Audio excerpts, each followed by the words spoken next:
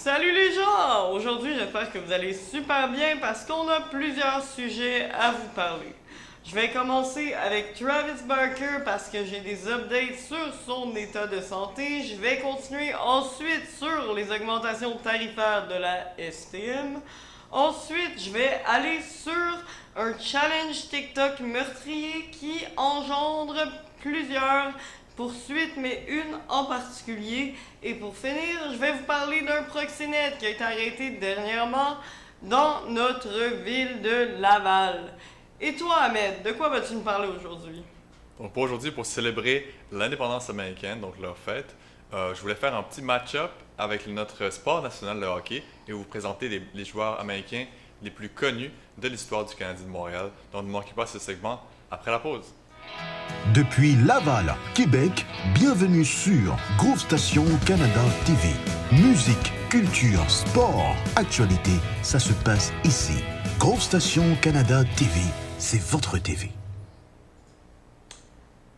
Bienvenue de retour de la pause. En fait, je commence direct sur Travis Barker, dont les raisons de l'hospitalisation étaient encore bien nébuleuses la dernière fois que je vous en ai parlé. En fait, la raison de son hospitalisation aurait été une pancréatite, suite à une endonoscopie qu'il aurait subie plus tôt dans la semaine. En fait, un de ses tubes pancréatiques aurait été endommagé par l'opération qui ne servait qu'à vérifier qu'il n'y avait pas de problème. Et ce qui aurait causé une pancréatite, qui est en fait une inflammation du pancréas, ce qui peut amener la mort. Heureusement, le batteur du groupe Blink-182 va vraiment mieux selon ses dires et les dires de sa famille et on lui souhaite un excellent rétablissement. Deuxièmement, je voulais vous parler de l'augmentation tarifaire de la STM qui met plusieurs personnes dans un embarras financier. En fait, au lieu d'être 3,50 pour les trajets de métro, maintenant, pour aller de Montréal à Laval, ou même de Laval à Laval, ou même seulement pour prendre le métro, il faudra débourser désormais 5,25 $ pour se procurer un billet de bus de type Tous Mode ABC. C'est une augmentation tarifaire qui est inattendue pour certains, bien qu'elle ait été annoncée plusieurs mois auparavant, et cela ne fait pas plaisir aux usagers de la STM. Une troisième nouvelle crève-cœur qui nous est annoncée, un procès envers la compagnie ByteDance qui est responsable de TikTok, a été commencé en fait parce que deux petites filles, l'une de 8 ans et l'autre de 9 ans, sont décédées suite à un challenge TikTok. Le challenge, c'est le challenge Blackout. En quoi ça consiste, le challenge Blackout? En fait, c'est un challenge de strangulation qui consiste en essayer de ne pas respirer le plus longtemps possible en effectuant une auto-strangulation. La petite fille de 8 ans a été retrouvée morte, pendue après son lit, et celle de 9 ans pendue dans son sous-sol avec l'aide de la corde qui servait de laisse à son chien. C'est un challenge de plus sur Internet qui fait des morts inutiles. Nous espérons que ce drame n'ira pas plus loin et n'engendrera pas plus de morts sur les utilisateurs de l'application.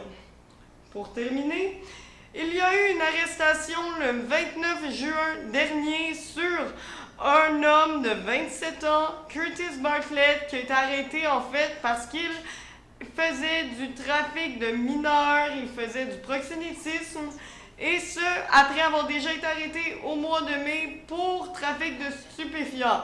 Il donnerait des stupéfiants aux jeunes filles qu'il prenait à ses côtés pour faire de la prostitution, des jeunes filles mineures, d'autant plus. Il passera en cours mercredi pour bris de conditions suite à son arrestation en lien avec le trafic de stupéfiants, pour le trafic de mineurs, pour le proxénétisme et autant plus pour l'obtention de services de ces dites mineurs. C'est un drame à Laval qui fait trembler notre communauté puisqu'il est si proche de nous. Après la pause, Ahmed vous revient avec les sports. Vous suivez Bulletin du Midi. Rendez-vous sur www.groove-station.ca. GSC Radio TV, c'est votre TV. Bonjour à tous pour cette section sport du 4 juillet. Donc, comme vous savez, le 4 juillet, c'est la fête de l'indépendance américaine. Donc, je voulais faire un petit conseil spécial pour vous aujourd'hui. Donc, comme vous savez, le sport national du Canada, c'est le hockey. Notre équipe nationale, c'est le Canadien de Montréal. Donc, je voulais faire un petit match-up de tout ça et vous présenter les meilleurs joueurs américains de l'histoire du Canadien de Montréal. Donc, on va faire une petite liste, puis on va regarder qui serait intéressant à regarder. Donc, pour Chris Nyland, c'est notre premier sur notre liste. Donc, pour Chris Nyland, c'est un tough de tough, comme vous le savez. Chris Nyland qui est devenu vraiment un fan favori à cause de son dur caractère, à cause de son implication pour protéger ses coéquipiers. Et aussi, il n'était pas un aussi mauvais marqueur qu'on le penserait avec l'époque et les durs à cuire dans le temps. Il n'était que là pour être sur le quatrième trio, se bagarrer et retourner au banc, puis boire de la bière sur le banc. Mais pour Chris Nyland, il était bien plus que ça pour le Canadien de Montréal. Il n'était pas qu'un dur à cuire, il était aussi un membre important de l'organisation et justement était un membre important durant la Coupe Stanley de 86. Donc pour Chris Nyland, il va disputer 523 matchs avec le Canadien de Montréal, 175 points et 2248 minutes de pénalité. C'est incroyable. C'est aussi, en fait, dans toute sa carrière, il a obtenu 3000 minutes de pénalité et plus. Il fait partie des seuls 9 joueurs dans l'histoire de la Ligue nationale à avoir connu au moins 3000 minutes de pénalité. Et aussi, à ce jour, Chris Nyland est le joueur qui a eu le plus de pénalités en moyenne par match avec 4.4. Donc vraiment, c'était un dur de dur, Chris Nyland. Et jusqu'à aujourd'hui, il réside encore à Montréal et il est encore jusqu'à maintenant un fan favori pour ceux qui s'en souviennent encore de lui. Ensuite, on passe à un caractère un peu plus connu pour les fans du Canadien récemment. C'est Max Pacioretty que vous voyez à l'écran. Pour Max Pacioretty, vraiment, il a connu un peu une fin de carrière avec le Canadien bittersweet, mais durant son parcours, il a connu une très belle saison, dont 5 saisons de 30 buts. Pour Max Pacioretty, il a été repêché 22e au total durant le repêchage de 2007. Si vous vous souvenez, 2007, c'est aussi la saison... c'est la saison où on a fait un échange pour envoyer Craig Rivet à Saint-José. On a récupéré ce choix de première ronde, justement, et on a repêché Max Pacioretty avec ça. Et aussi, on a eu George Georges, fait saillant par rapport à ça. Donc, pour Max Pacioretty, son parcours à Montréal, ça a commencé en 2009. Par la suite, donc 2 ans après son repêchage, il a joué un match, mais par la suite, il a refusé de se faire rappeler par les Canadiens s'il ne jouait pas sur les 2 premiers trios. C'était gutsy comme move. Ça prend beaucoup de confiance pour faire un move comme ça, mais justement, ce que ce match Pacioretty avait dans le temps, c'est beaucoup de confiance en lui, qu'il était capable de pouvoir jouer sur les 2 premiers trios. En 2010-2011, il a enfin réussi à réaliser ce qu'il voulait faire, c'est-à-dire jouer sur les 2 premiers trios. Il était sur un deuxième trio composé de Brian Gionta et Scott Gomez. Donc, si vous vous souvenez de cette époque, Scott Gomez et Brian Gionta faisaient le trio avec Max Pacioretty. Et c'était un pas si pire trio. Mais, malheureusement, en mars de 2011, il a connu une blessure, une grave blessure, contre justement Zdeno Chara et les Bruins de Boston. Zdeno Chara qui va le faire percuter la baie vitrée sur le banc des joueurs, ce qui a vraiment suscité une colère énorme par les fans du Canadien de Montréal et même par le management, qui ont dû prendre des mesures drastiques pour changer justement la protection de la baie vitrée. Et à cause de cet incident, les baies vitrées maintenant autour du banc sont changées à jamais, sont maintenant plus protectrices pour les joueurs qui se fracasseraient la face dans une baie vitrée. C'est un peu plus sécuritaire pour eux. Mais pour Max Pacioretty, il est revenu de cette blessure qu'on pensait que sa carrière était terminée, mais il est revenu et il a eu 5 saisons de 30 buts, comme je vous ai expliqué la dernière fois. Ensuite, dans ces 3 dernières saisons, il a été capitaine du Canadien de Montréal, mais malheureusement pour sa fin de carrière avec le Montréal n'a pas été de très bel augure. Il a eu beaucoup de problèmes avec le management, dont Marc Bergevin. Et malheureusement, on a dû échanger Max Pacioretty au Golden Knights de Vegas pour Nick Suzuki. Et jusqu'à maintenant, cet échange nous sourit un peu parce qu'on a eu Nick Suzuki qui est maintenant le premier centre du Canadien de Montréal.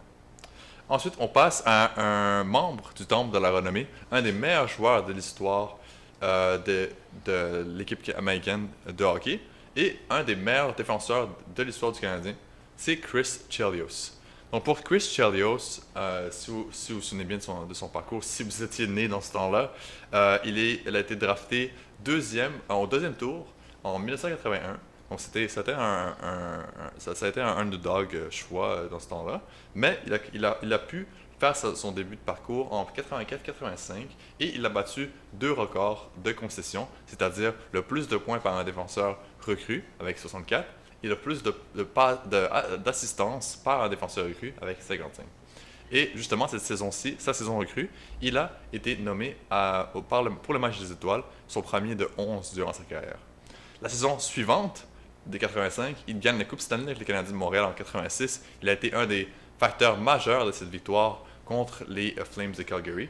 Donc pour Chris Chelios, il a connu une très belle carrière avec les Canadiens, mais ça n'a été que de courte durée. Il n'a connu que 402 matchs avec les Canadiens de Montréal, amassant 309 points, mais tout de même, avec ces 309 points, il demeure encore jusqu'à aujourd'hui le premier marqueur chez les joueurs américains dans l'histoire du Canadien de Montréal et 49e de toute l'histoire du Canadien.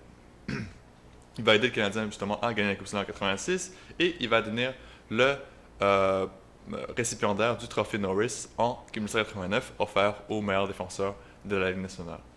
En 1990, on va devoir échanger Chris Chelios à Chicago et par la suite, il va connaître une très belle carrière avec les Red Wings de Détroit, gagner 2 Coupes Stanley avec eux. Et il prendra sa retraite en 2010. Donc pour Chris Chelios, il devient le meilleur joueur américain de l'histoire du Canadien de Montréal.